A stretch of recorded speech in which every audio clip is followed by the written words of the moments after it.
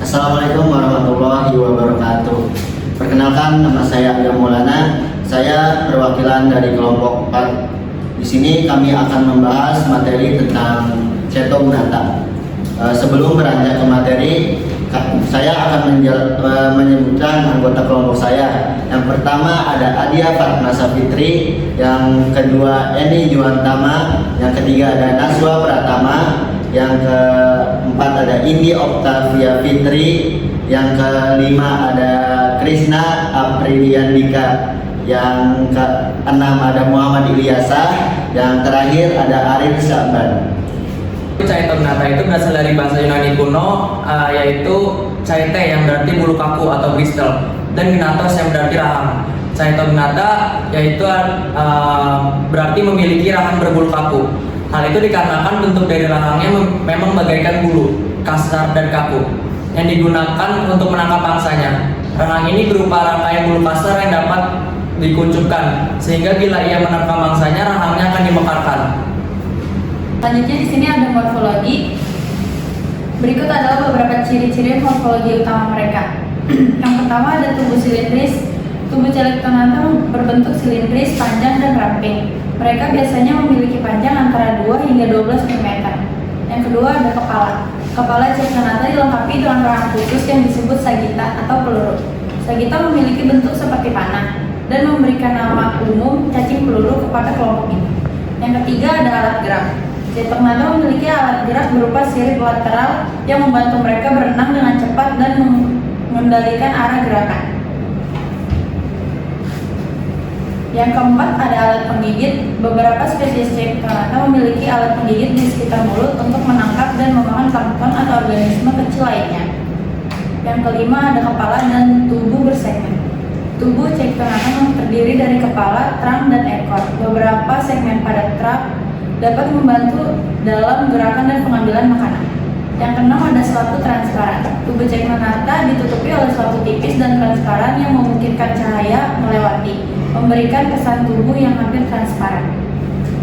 Untuk selanjutnya itu ada tampak ventral morfologi umum Cetognatha. Yang pertama itu ada Ekronia fowleri, selanjutnya itu ada Ekronia hamata, Ekronia batipelagica, Ekronia batia antarctica, Ekronia macroneura, Pterosagita draco, Cronita subtilis, Cronita mutabi, Sagita maximal, Sagita lira, Sagita planktonis, Sagita zetesios. Oke, jadi dalam sistem fisiologi Cetognatha itu ada sistem saraf. Sistem saraf Cetognatha terdiri dari ganglion, otak besar dengan saraf sensori, misalnya optik dan koronal. Ganglion otak terhubung dengan ganglion ventral oleh sepasang tali saraf. Ganglia tambahan dan saraf tersebar di sepanjang tubuh. Sentuhan reseptor kecil bulat dan bersilia atau seperti rambut. Prominences tersebar di tubuh. Sistem saraf terdiri atas ganglion dorsal dan ganglion ventral. Organ perasa dan sepasang mata, alat indera termasuk mata dan rambut peraba.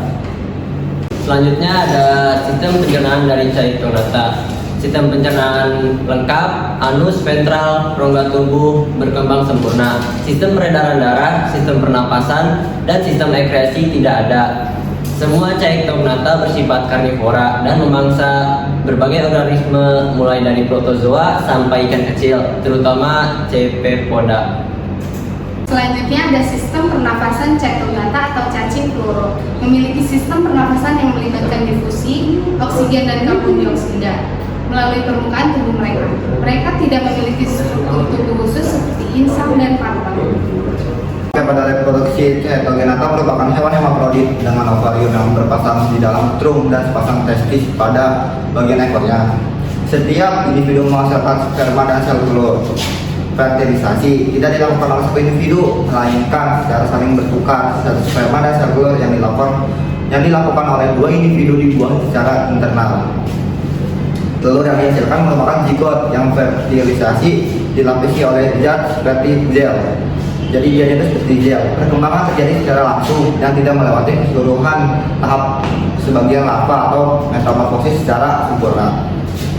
Waktu yang diperlukan telur untuk menetas cukup cepat, yaitu kurang lebih dalam waktu 48 jam. Menurut Grushka dan Grushka 1940, telur yang dihasilkan oleh ovarium adalah sekitar antara 30 sampai dengan 1000 menurut Mclaren 1969. Nah, di sini saya akan membahas klasifikasi Chaetonata. Chaetonata terdiri dari dua kelas, yaitu Archisagittoidea dan Sagitthoidea. Nah, kelas ini dibedakan berdasarkan morfologi dan karakteristiknya masing-masing. Namun di kelas ini yang paling terkenal hanyalah Sagitthoidea, karena sejauh ini yang berhasil diteliti lebih lanjut adalah kelas ini saja. Nah, untuk Archisagittoidea masih sedikit yang meneliti kelas ini. Nah, Sagitthoidea itu termasuk dalam komponen plankton yang terbanyak ditemui di lautan tropik atau lautan yang bersubtropis. Berikut adalah contoh spesies dari Chaetonata. Nah, klasifikasinya itu filum Chaetonata, kelas Sagitthoidea, ordo Apramorphopora, famili Sagitthidae, genus Pseudosagitta, spesies Pseudosagitta maximal. Selanjutnya ada filum Chaetonata, kelas Sagitthoidea, ordo Apramorphopora, famili Spadelidae, genus Spadella, spesies Spadella cephaloptera. Ada lagi yaitu filumnya Chaetonata, kelas Sagitthoidea, ordo Apramorphopora, famili Euchronidae, genus Euchronia, spesies Euchronia fowleri.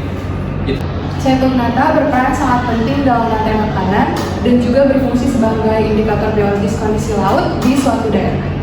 Kelimpahan Chaetonata di perairan laut dapat mempengaruhi larva ikan dan zooplankton lainnya, sehingga informasi keberadaannya penting bagi pengolahan perikanan. Oke, baik, jadi itu materi yang dapat kami sampaikan mengenai Chaetonata, dan kami mengambil materi ini dari beberapa jurnal yang kami tampilkan di sini. Oke, mungkin itu saja yang dapat kami sampaikan mengenai materi Chaetonata. Kurang lebihnya mohon dimaafkan. Wabillahi taufiq wal hidayah. Wassalamualaikum warahmatullahi wabarakatuh.